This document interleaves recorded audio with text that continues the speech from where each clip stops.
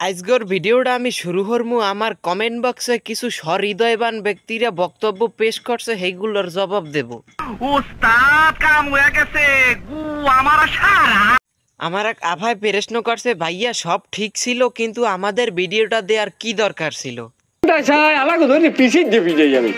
সাদ্দাম ভাই আমি পিছে না পাইলে আমার দাদি একটা নিয়েন 42 বছর মুর্রে পিছাটা আমি আমের লগে রাখি দিছি, খালি অগো পিডিবেন মানে আপনারে ভালো মনে করছিলাম, আসলে আপনি সেইটা না। আইছে আমার টিকটকার ভাই আমারে ভালো কইতে। আভা আমার ভালো হইতে আপনার দরকার নাই, আপনার কাম আপনি টিকটক করেন। আরে করবে না অগো তো গুড়া কিরমিতে লড়াই। ঠিক কথা কইছেন সাদ্দাম ভাই, অগো গুড়া কিরমিতেই লড়াই। দেখছেন সবাই আসে, এটা কোনো আসন্ন কথা, সবাই দাঁত বেটকাইতেছে।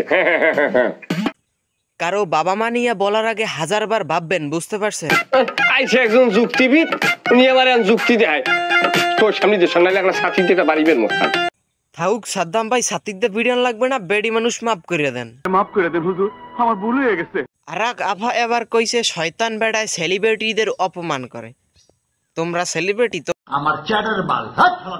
আবার সহৃদয়বান এক আফায় কইছে একদম ঠিক আছে, আপনারে পাইলে টিরিট দেবনে। কই আফা টিরিট তো পাইলাম না।